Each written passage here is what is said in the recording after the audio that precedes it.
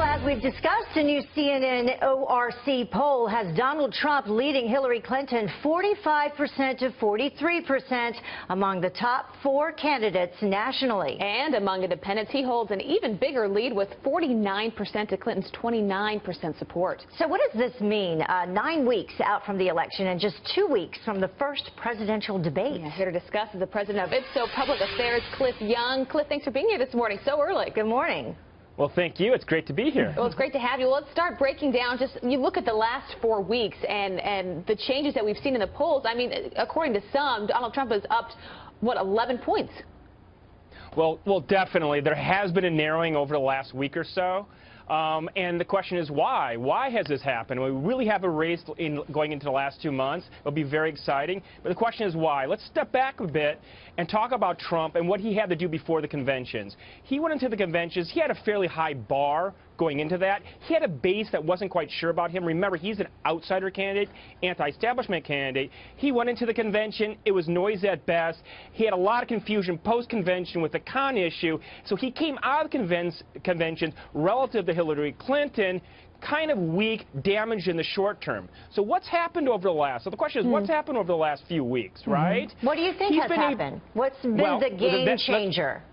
Yes, but what he's done is he was off message and inefficient over the last couple weeks after the convention. He was able to focus on message, really focus and be more efficient in what he was saying. He was able to focus on those sort of conservative issues which are important. You go into the speech that he did in Arizona, his trip to Mexico.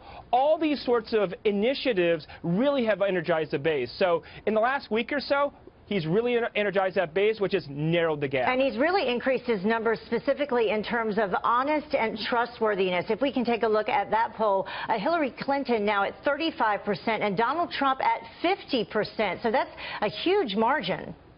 Yes, that is a huge margin, and this is a characteristic of his that he's had since the primaries.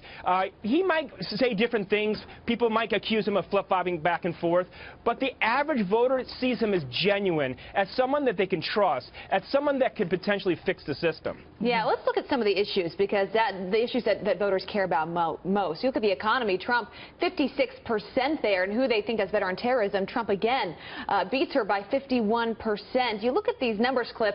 What does he have to do to stay where he is right now in the polls? He needs to keep on hammering those messages, those key issues. He has to come out with concrete proof points showing that he is credible on the economy, that he is credible on terrorism. And this is a very important point, because even when Hillary was in the lead by 8 to 10 points, if you peeled away the onion, they were always dead even on those key issues. He just needs to stay on message, be efficient, not get off on tangents. And over the last couple of weeks, he's really done that. The last point, and I've been making this since the primaries, is that he's really an earned media superstar.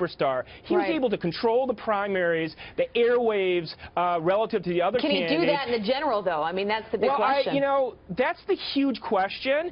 I believe the first proof point that he can, he's very talented there, was the last week. Indeed, he controlled it for 5 days. The immigration speech on the one hand, the trip to Mexico on the other, a speech that was on message. If you look at the polling, actually, contrary to what most pundits say, if you look at the specific policy items in that speech, majority or supermajority of support among independents and Republicans. A huge difference with independents. But, of course, we have the debates coming up, so we'll see how that changes things. Yeah, all right, Cliff Young, thanks for being with us this morning. Thank you, Cliff. Super helpful. We appreciate it. Thank you. Thank you.